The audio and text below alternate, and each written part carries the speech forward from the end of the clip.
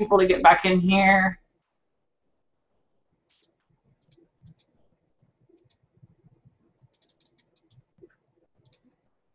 Welcome to part 2.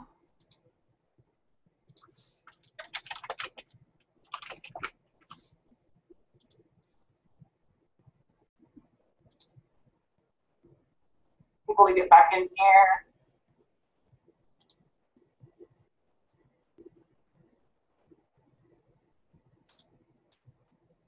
Welcome to part 2.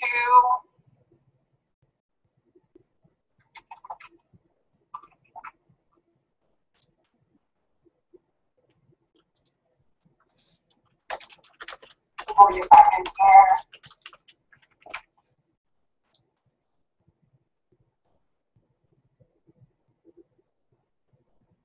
Welcome to part 2.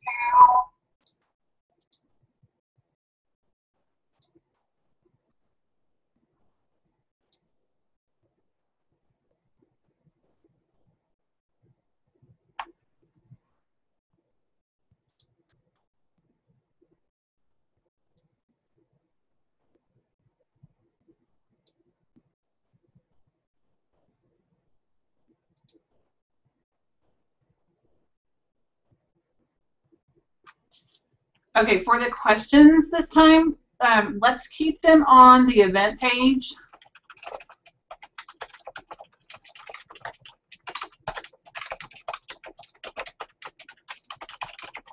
That way maybe it won't crash me again.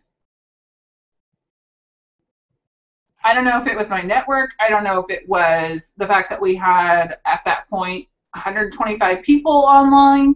I don't know what it was.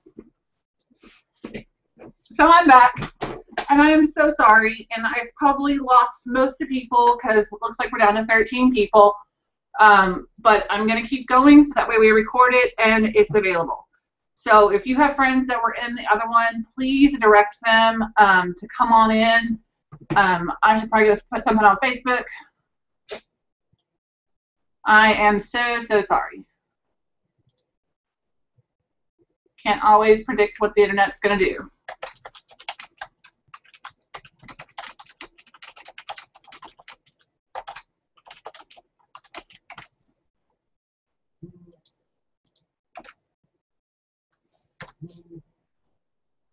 So maybe if we just keep it all there, it'll help.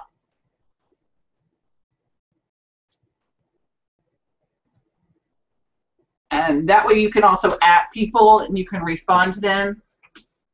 Yay, thank you, Mary. Okay, we're back up to 27, so it makes me feel a little bit better. It makes me feel like I'm not just teaching to nobody.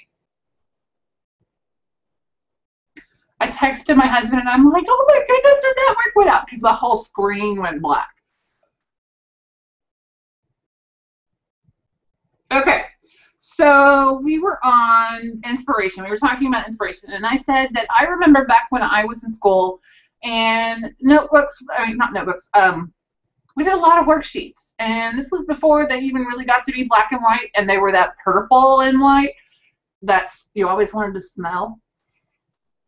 Yeah, I know I'm not the only one that remembers that smell of, you know, the purple and white ditto sheets. But, you know,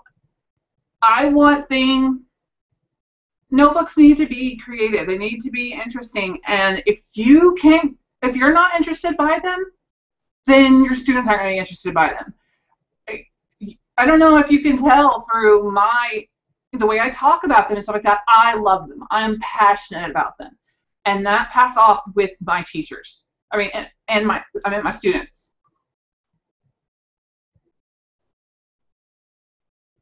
So that way my students could see my passion and they would see that I'm excited about them. Yay, I'm so glad Jamie's here, even though she's away. Glad you could make it to part 2 at least. That is weird, Deborah. I don't know what it is because I set it up as a 2-hour session. Now I've got dogs in the house though, so if you see little fur babies running around, I'm sorry. Yeah, they shouldn't make that much noise unless the husband comes home. So, how can interactive notebooks be adapted for a resource classroom and or special education? I talked about that just a few moments ago, to where you can adapt what you do based on your students.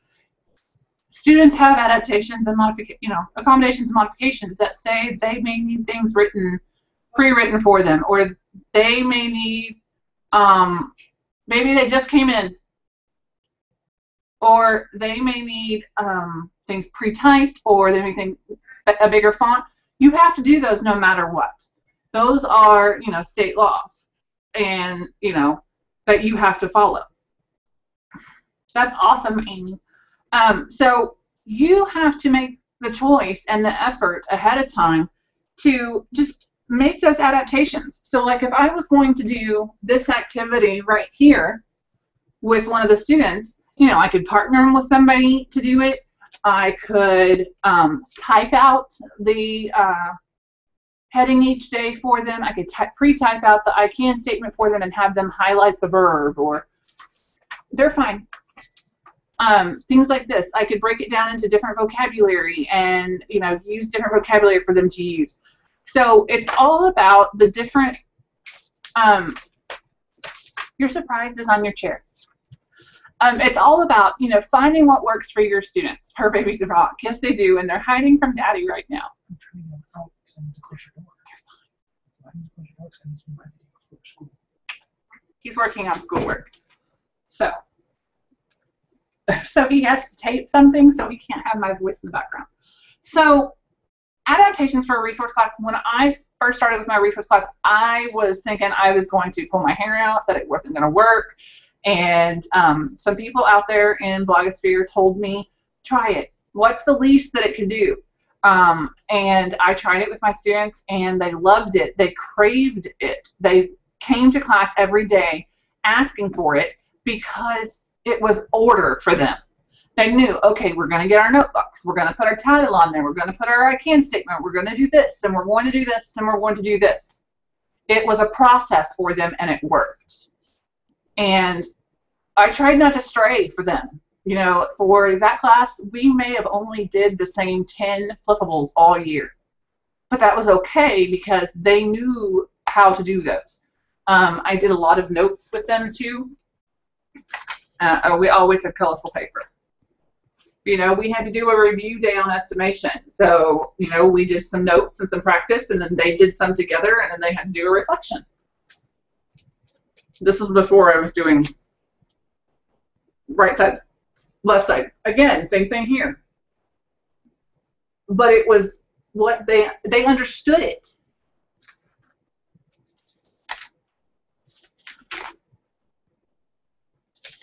And it broke down, and it was order for them. Okay? So, just making sure I'm getting to see all the questions. I agree, Jen. Okay, so do you supplement with worksheets? What about homework? We talked about homework a little bit already. Worksheets, not really. Like I said, I do group activities. That may be where we do task cards. That may be where we do an interactive game, like a relay, or we do a solve and snip, or we do some type of interactive learning to where they're not just in their seats regurgitating on a worksheet. I hate worksheets. Now, I copy stuff that could be deemed a worksheet, but I make it different. So worksheets are kind of in my classroom. Joe, I like that question. Have you noticed an increase in retention in the material due to interactive notebooks? Yes. Yes, yes, yes, yes, yes. I'm going to talk about that here for just a second. After my students took their first quiz, and even with using their notebooks, their scores weren't amazing. I had a few that had, made their A's and B's, but then kids were making what they were normally making. And so we talked about it the days after I graded them, and I said, what's going on here? Why did some of you, do amazing and make A's and B's, and then some of you just didn't? And so we got to talking, and the kids that made those, really good grades, they owned up to, they took time to study at home before, because it's not so much about being able to find the answer in your notebook, or finding the example in your notebook that applies to it, but knowing how to use it and knowing where it is. So if they're taking it home and using it for their homework and taking it home and using it to study for a quiz and using it on independent activities and repeating this in their brain every time, think of how many times it's hitting different synapses and therefore firing something new. And with this, you're building those, those dendrites are starting to go out, and they're starting to move things from short-term memory into long-term memory. This is something, as a person with epilepsy who has no short-term memory, that's me, I really would have done really well in school if I'd had something like this, because I could reread over my material to understand a concept. Now, this goes to show you that when I got to college and I finally actually started pretending like I was a student, not just a person in college, I wrote and wrote and wrote and wrote and wrote. And I would go back and highlight when I would, study and find things that were important to me. And that is what worked for me. Well, that's what this interactive notebook does to help build retention. And if any of you are these cha-chings, thank you. They're vibrating my table. Lorraine, I know this question's been asked a few times. I saw it in the other before we got voted. Do you create your notebooks ahead of time in the summer, or do them along with the students? I plan them ahead of time. So before I started the school year, I had all of my front matter done, all pretty, and I had my first unit planned. Now, I may have the first 2 weeks of it already created and not necessarily completed in there. I do that with the students most of the time. Or I will do it with my first period, and then my second period, I'll put Post-it notes on top of it, and we'll just reveal like Vanna.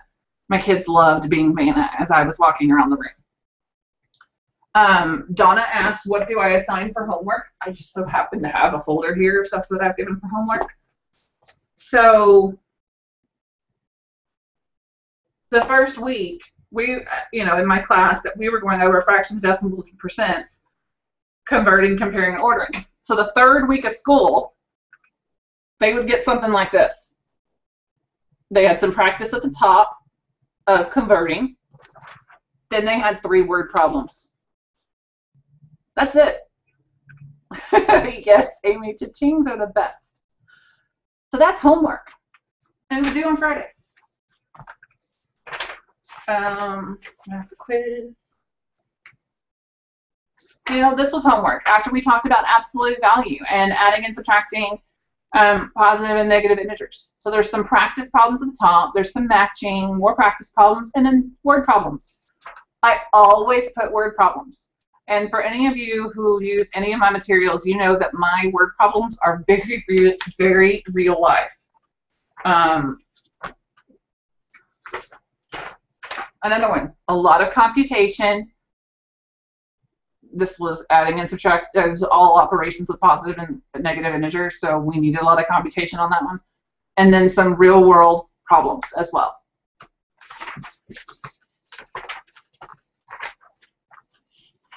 Okay, you can see this one of my resource ones.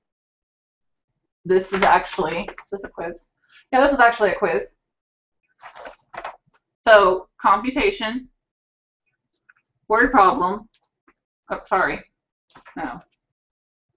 No, then they had to illustrate multiplying. Yes. Emily, it is so important. Plan, plan, plan. And then I had them do reflection on their quiz, and I ended up counting that as extra credit. They just didn't know that. But this was homework one time. 5 word problems. I'm completely of the philosophy that I can determine whether a student understands or does not understand the material in 5 questions. How do I grade the homework? I grade it each week, and, right or wrong. Most of the time it was not multiple choice. This just happened to be some test practice after we'd gone over problem solving. This was actually first week of school homework. First week. It was problems from the prior year. From a release test. I grade it, Normally we graded it on Friday in class together. Kids who didn't turn it in got to fill out a pink slip, and those are available in my store. Freebie homework excuse sheet, and they had until Monday to turn it in. If they didn't turn it in, I called mom. If it was a second offense, I called mom, and they got a detention to do it with me, and on from there. That's how I did it, and it worked. How do you use interactive notebooks in a self-contained classroom where multiple subjects are taught? So we kind of talked about this. When I taught second grade, Jimmy has, yes, they are in my TPT store. If someone can put the link up for my store, I would greatly appreciate it. Jamie, please. So I'm plus oneing the ones I've answered. So that way I know I need to go back on the ones I haven't plus one. So in a self-contained classroom, when I was teaching second grade, I had different things for each subject. Now, science and social studies were the subjects that we really didn't hit in second grade that often. So they could have easily shared and just been, you know, front of the book, back of the notebook, or they could have been a folder with a divider, whatever works for you. But I don't want my students to be confused and pull out a notebook where one page has got language arts stuff on it, and then one page has got the start of a story, and another page has got math problems. That's just kind of confusing. Jameson made a good point, is homework would be watch a video about what they've learned and reflect on it. And students that don't have internet at home read a very detailed note sheet. That's awesome. That works really, really well for a flipped classroom as well. Thank you, guys. Thank you, Jen and Jameson and Jamie. All three of those, well, two of them are the same link, and the third one is my personal link that goes straight to my store. So how do you fit in notes, activity, guided practice, and independent practice in one class period? I don't. Now, I had a 42-minute class period, and Jen, we are asking questions here because the other thing, I think, is what crashed me. So,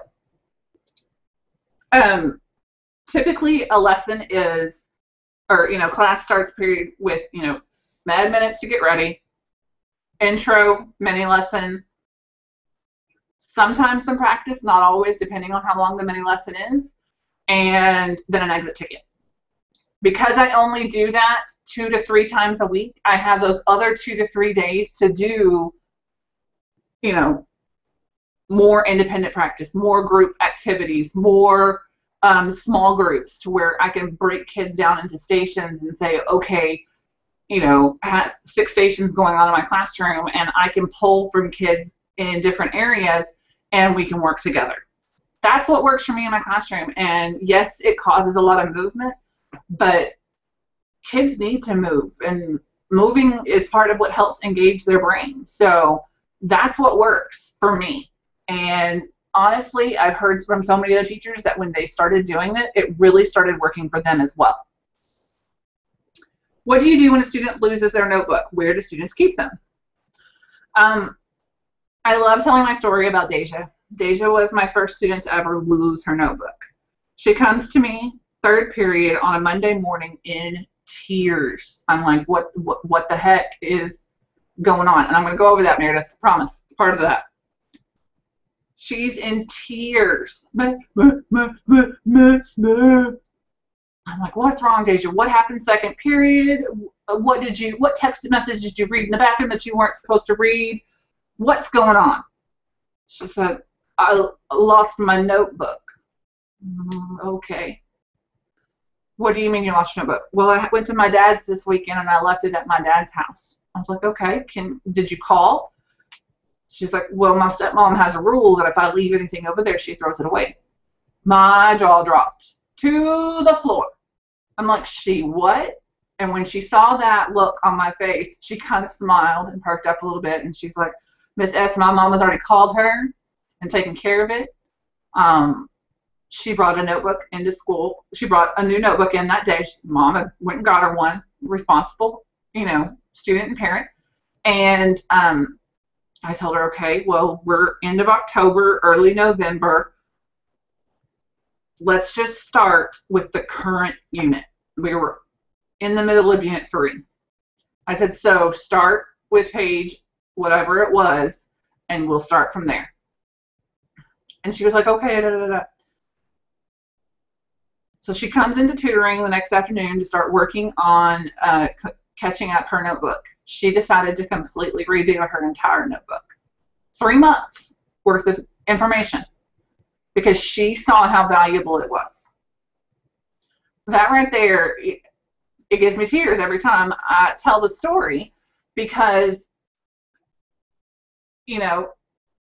that shows how important it was to her.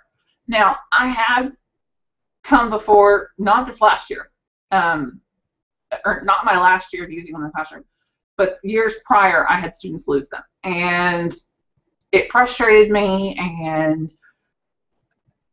I didn't know what to do. And then students would come in mid-year, and I'm like, oh my gosh, this is so frustrating. What do I do? Okay, so students who lose theirs, I say, start with where you are. Start with wherever you are, whatever your unit in, whatever your unit you are in. Same comes with new kids to the district. If you are in the middle of Unit 4, they start with Unit 4. Now, they still need to have all the front matter. Front matter is your, somebody had asked what it was. Front matter is your cover sheet, your table of contents, any of that material that you want to give them that they're going to be using a lot, and it doesn't necessarily go with any unit. Your formula chart, your grading rubric, your goal sheet, your problem-solving strategies, whatever. All that stuff that you want them to have a copy of, but doesn't necessarily have a place in one unit. That goes in your front matter. So I would typically, because in the beginning of the school year when I'm setting them up with my students, I'm typically creating a new one at the same time. So I would typically have about 4 to 6 on my shelf that were in progress that the front matter was done. So if I had a student come in, I could give them one. And that saved me so much time because then they could just start with whatever page they got. Now, when a student is absent, I have a crate in my room, just a file crate with hanging file folders 1 through 31. And for each day, I put in the material for that date. So if they were absent on the 8th, they would go to the folder that has the 8. They would pull out the material for that day. They would schedule a tutorial session, come in for a mini lesson, and get caught up.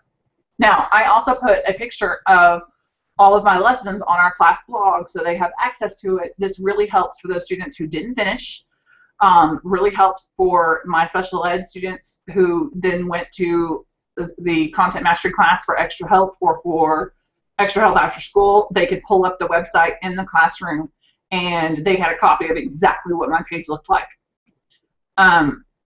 Also for absent students, I created a sheet just a few weeks ago. One of my teacher friends, Jackie, asked me to.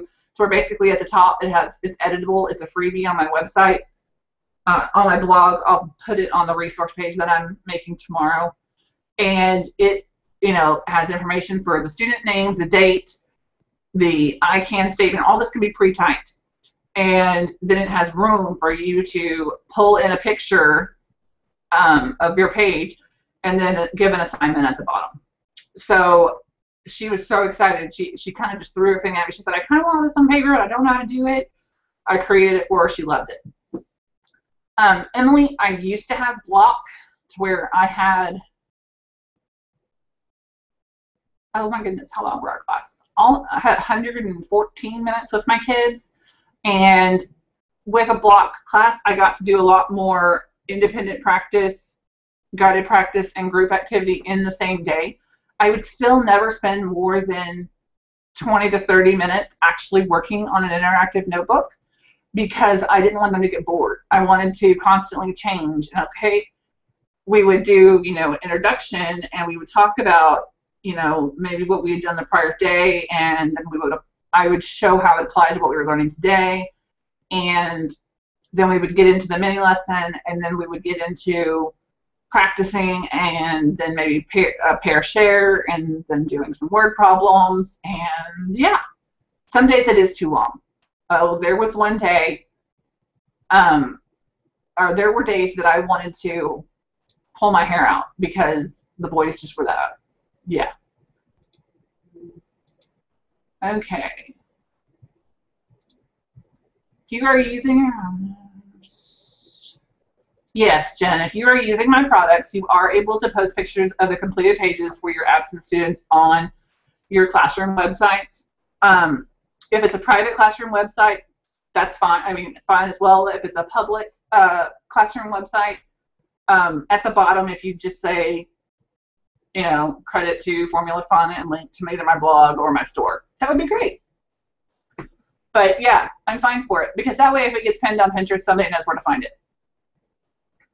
A single subject 5-star notebook for my interactive notebook my first year, and we filled the book and started a new one. Do you put front matter in the new book? I didn't, Jennifer. In any of mine that I have filled, my students, when we used this one, we filled it too, but what we did is we ended up having volume 1, volume 2, and then all that they did in volume 2 was the cover sheet and title or table of contents. That's all they did. And I kept volume 1 after the first semester was over. It was on the shelf. That way it was still accessible, and they could check it out and whatever, stuff like that. But that way, when we got to end of the year and we were getting ready for not only end of the year testing, but benchmarks and final exams and all that stuff, that way they had both of them. So basic front matter, not all of it.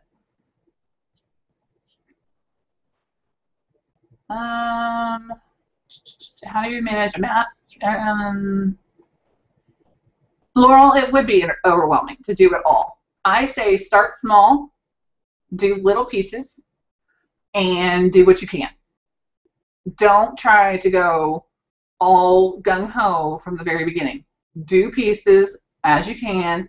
And, you know, when I started my notebooks look horrible. That's why I showed y'all examples earlier. You know, this notebook is nothing compared to this one. This one looks horrible, very rarely gets to see the light of day, versus this one I will show to the President of the United States if he asks for it. Okay, what do you do when we talked about that, students losing them. Where do students keep them? My students kept them in the locker. How can I make sure my students are completing their notebooks correctly? Those random checks that I told you about, when you are walking around the room and monitoring throughout the lesson, you know, like I said, I had a kid that always got to play Vanna, and where things on my notebook were covered up, and I was walking around the room and making sure everything was going okay. I had no classroom management problems when I was doing interactive notebook because I was monitoring around the room and my kids were working and they're constantly engaged. It wasn't an issue. And so that way I'm able to make sure that they're doing what they're supposed to be doing, and because I'm grading on completeness and they understand how important these things are, and if their items aren't complete, then they're not able to use it as a resource that's beneficial to them. So that is definitely how I monitor to make sure they are correct.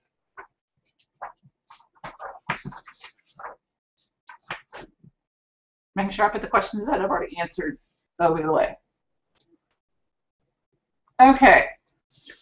How can you use interactive notebooks in a guided math, guided reading framework? I can answer from a guided math standpoint because I actually am in the process of reading the guided math book right now, and I've done parts of it before in my classroom, and I kind of use it, you know, in a way. And when you're doing your mini lessons, you know, do your input activities with your students. Leave the output activities for things that they could do in centers or things or workstations, or things that they could do, you know, independently if that's one of your guided math stations, or even in small group. So throughout the week, you know, depending on how many times you do guided math throughout the week, it basically would be that I only did it twice a week. You know, I didn't always do one-on-one time with me, but my kids would have 2 to 3 times where they weren't doing something in their notebook. So they were doing that guided math framework to where they had other things that they were putting in their notebook at the same time, or they were doing as a extra activity using what was in their notebook, and then they would just turn it in separately. How does instruction with an interactive notebook look? What is the teacher doing? What are the students doing? So kind of have talked about this a little bit. I was the facilitator for the most part, but I was also a questioner. I was always probing for further insight, asking them, you know, where things were going, what they thought about things, you know, always guiding what they were doing, but also trying to get them to be that true problem solver as well. My students, they're engaging with me, but also with each other through communication. I know that Texas standards as well as Common Core standards, and I know not all of us are on Common Core standards now that a lot of states are starting to pull out, but communication is key. I know in Texas, it's 4 of the standards in every grade level talks about communication. Communication. Being able to explain themselves, being able to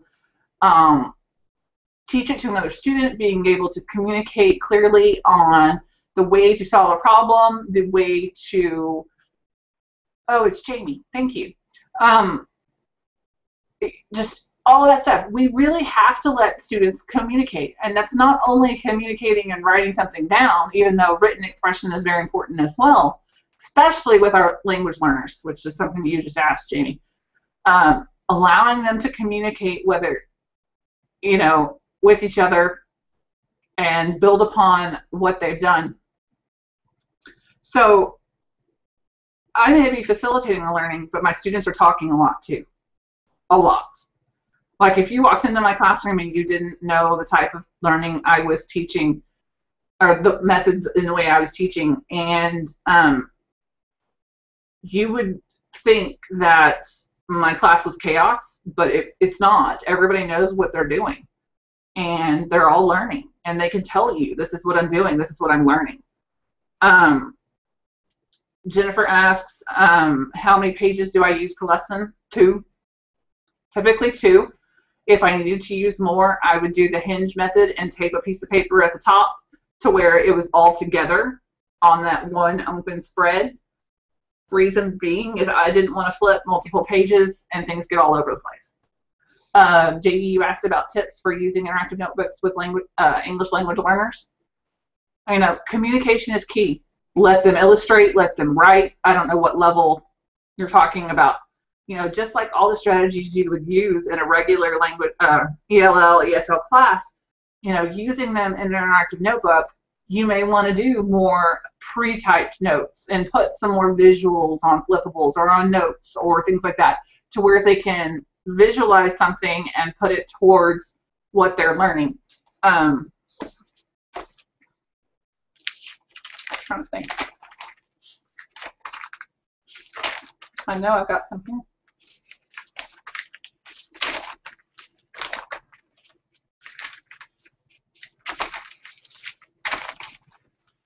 Yeah, this is a good one. So this is actually one that I did. I actually went back and clarified this for an English language learner teacher. And, you know, it's nice and big, words on the outside. On the inside is not only a picture, but the definition. And then out here, we talk about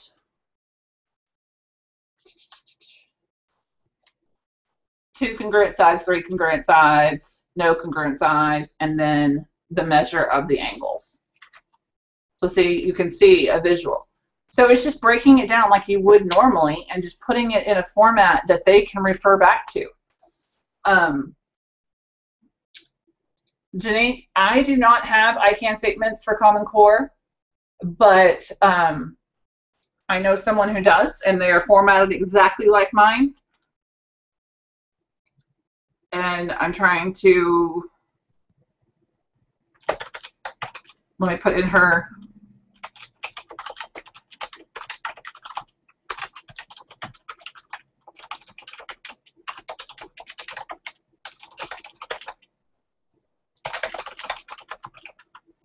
she has math. I know that. But if you're looking for another subject,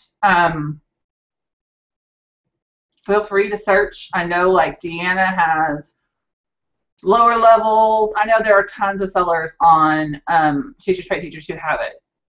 I am always looking on TPC for teachers because they'll say, okay, where do you have this or do you have this? And you know, I don't have time to create everything, but I know that some of my buddies have created it or created something similar. And so I go search for it and I'm like, here's the link for it. And for me, time is money. What else can I do for student reflection output? So when you think about student reflection, so it's not just writing. Let's go through this one real quick. This one actually is a journal. I gave them an exact journal to do, and they spent a page and all that. This one was, they got to choose a card from a stack, and they had to create a composite shape that had all of those items in it and find the area of that shape, and then they had a journal as well. Area in word problems. This is one of my favorite things to do, and actually my kids really, really loved it. Whenever we would do word problems, sometimes we would do word problems together, and then I would say, okay, I want you to create some word problems. So I would give them 3 to 4 cards and the pocket envelope. They would create their own word problems. Once they had created theirs, they would swap with a neighbor. They would solve each other's, and then they'd give it back to the person it belonged to and check it. And then they would have to communicate with each other about issues or other ways of solving things, things like that. Sometimes output is simply showing your work. So like this one was a project-based, and it had an extension inside of it, so they had to do the extension as the output.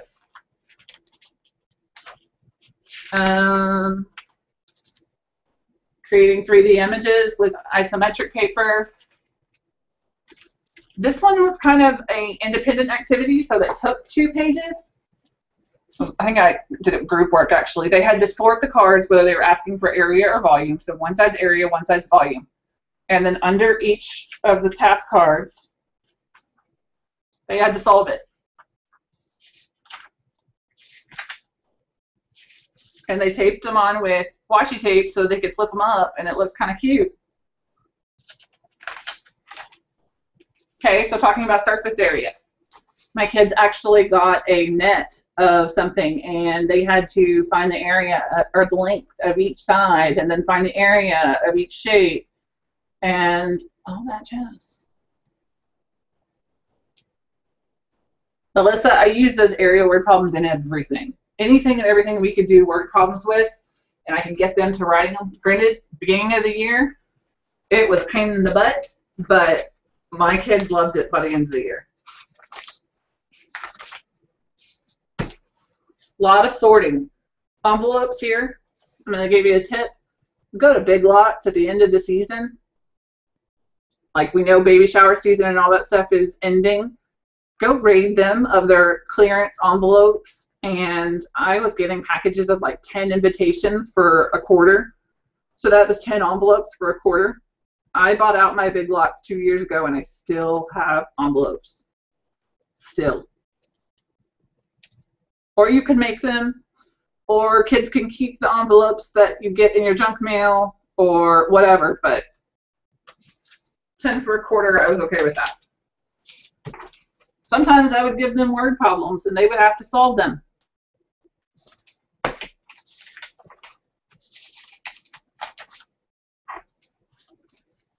Or they would do a graphing activity. You know, lots of different activities. Okay, so from where we are, I'm going to go ahead and do a screen share again. Let's hope it works. And I'm not going to be able to see questions when I do this, but I want to show you, because I know some of you, I keep being asked, you know, when are you coming to Alabama, or when are you coming to Florida, or when are you coming to California? And honestly, you know, I know schools can't bring me everywhere, and I can't go everywhere on my dime, but I am offering something new, and so I'm going to screen share.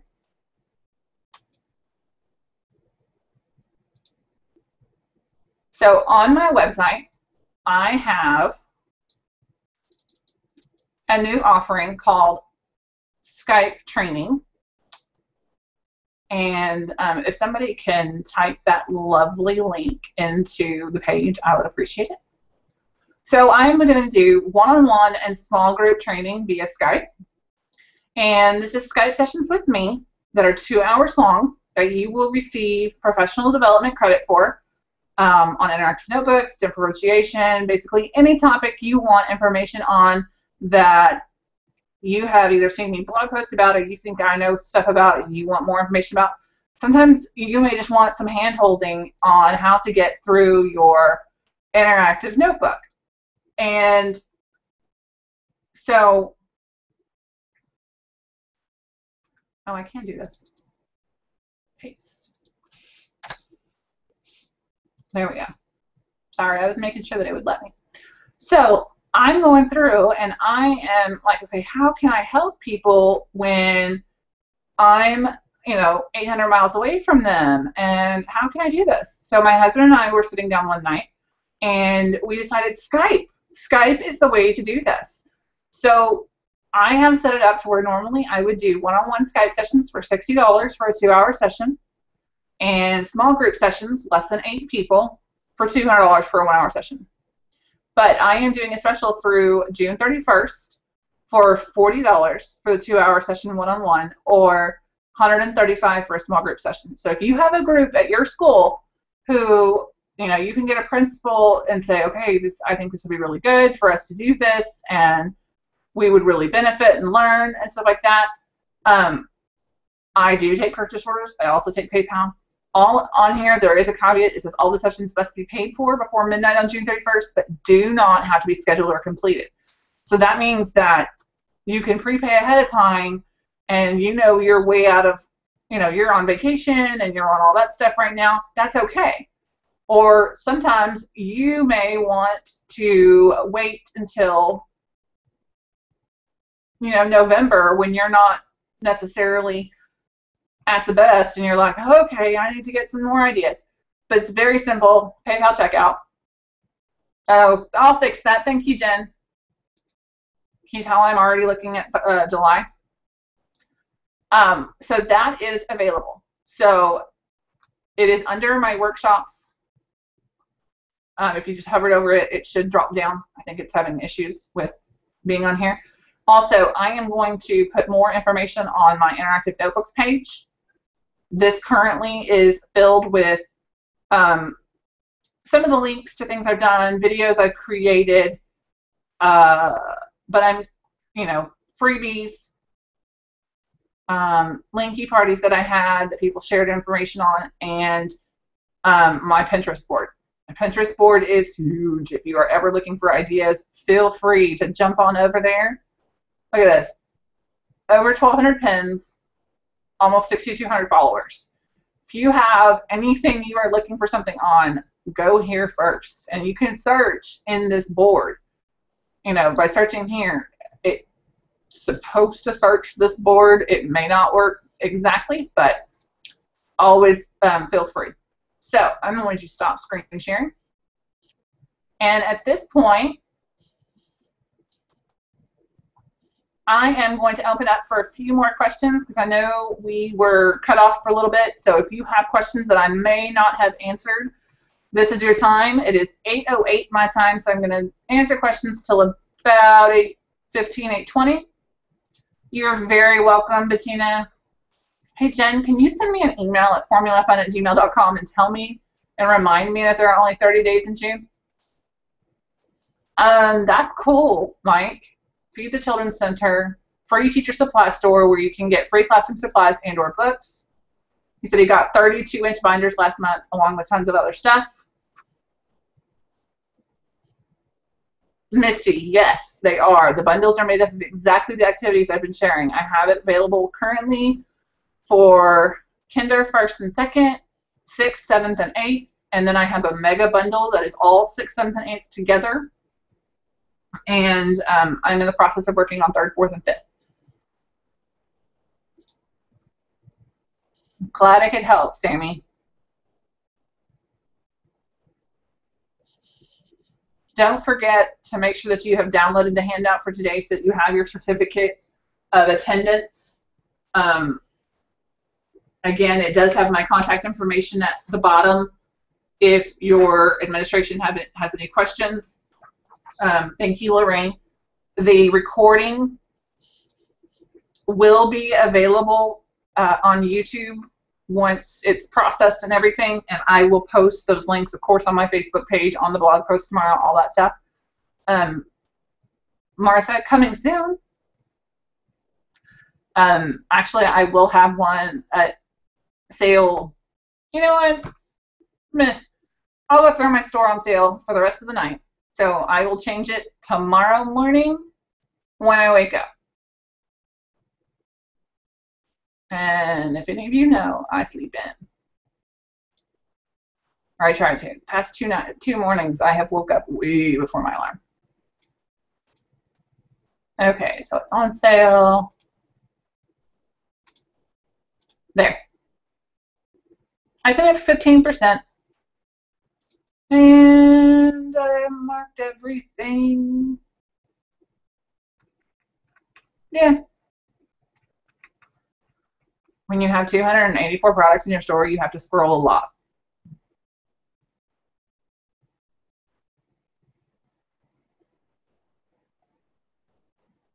Okay, it says it's gone. I'm so happy I could help, Jill. I just changed it. There's 15% discount right now. Deborah, when it comes to copies, because normally I only have 1, maybe 2 things per day, if I'm only doing it 2 times a week, you know, 4 per kid, maybe 3 per kid. So I had 150 kids. I didn't have a copy count that I had to worry about. I always also asked my students to bring in a ream of paper or colored paper. Once they saw what we were using the colored paper, we got colored paper. Alyssa, my graphics come from different TPT artists. You're very welcome, Laurel. You're very welcome, Donna. Remember, I'm going back and +1ing everything I've answered.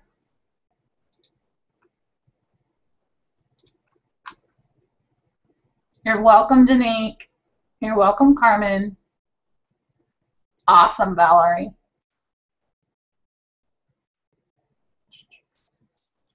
Thank you, Patricia. Janison, that's actually okay. If I know that that student, they're okay with underlining with their pencil, I try to get them, okay, can we pick your favorite color of matte pencil to pick? And that way they get some color in there or something. You know, some days they're just having off days and they just need that, but they may go back and do it over time. Or I may even pull them in on a one-on-one session after school. And, you know, we look at mine versus theirs and we talk about, you know, how do you know what's important on that page? Or, you know, talking about those study skills and how highlighting and stuff like that can help. I'm so glad I could help, Jen. I know there was a technical difficulty, but it seems to have been okay when we did questions on this page. So that gives me a sigh of relief for next time. I'll just keep them on this page instead of putting them in the actual chat. You are very welcome, Karen. I am presenting at TPT in Vegas, so I'm excited to see you there too, Amy. Thank you, Melinda. You are welcome, Sammy. Sharon, the links will go live on YouTube once they're finished processing. It shouldn't take that long, but I will post about them as soon as they're available. You are welcome, Angela. They should be on YouTube tonight, Heather.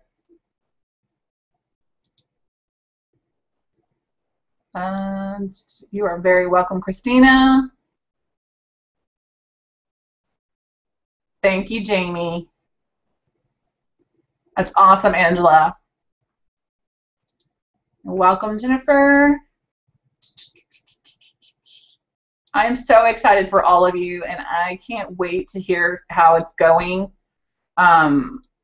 Send me pictures, send me emails, formulafun@gmail.com. Let me know how it's going with you. If you just hit that rock bottom and you need extra help, let me know. I will help you. I am here. I have the philosophy when I give my trainings, you know, we always say, once you're my student, you're always my student. Well, once you've been trained by me, you're always trained by me. So feel free to contact me. Awesome. I can't wait to see. I think 2014 is the year of the interactive notebook for everyone. I'm calling it now.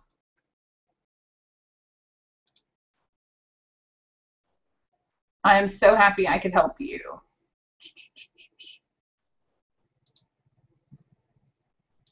Yes, webinars are a very good way to get useful professional development. And I like this because y'all are able to talk back and forth. TPT in Vegas, there is a convention for sellers, Randy. It is on July 11th. And if you are a seller, you can attend. Alyssa, I've been looking forward to it. I did not get nervous until today, and when I saw that 400 people were registered, I was just like, 400 people? Yes. Christina, that is my hope. I want to start doing more webinars. I may start doing some smaller webinars where I limit the number of people, and I actually do some more subject-specific webinars. For those, I'll probably charge like $5. Maybe, so that way you can get detailed handouts that go with your subject. Like I made you one, okay, 6th, 7th, 8th grade math. Let's get together. You know, that won't be one for easy for me because I've already got stuff available. I may do a language arts one and pull some of my language arts flippables. Hey, I may give you the whole language arts flippable pack because it's only $5 in my TPT store. And we talk about how to use that, and I give you examples and ideas, stuff like that. So that is something that next time, yes, next time. That is something that is in the works. My schedule is crazy this summer. I leave for New Orleans Monday morning. I get back, I'm home for a few days, then I leave for Vegas, and then I get back and I'm home, and Jamie comes and visits me, and we're doing a conference here in Fort Worth, and then I'm back for a little bit, and then I go to San Antonio, and then I go to Ohio in November, and somewhere in there I'm going back to Georgia, and yeah, a lot. See, Jameson, that's why you need to come see me in Ohio.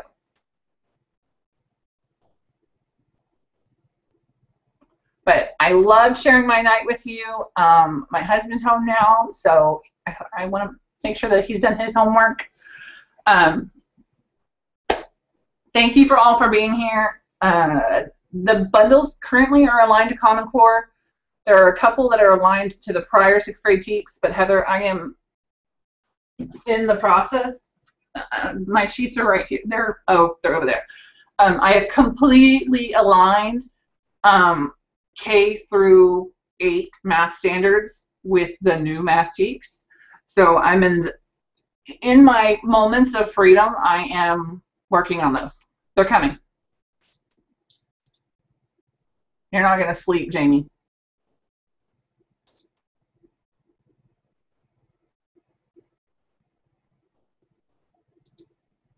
Okay, thank you guys. I appreciate you being here.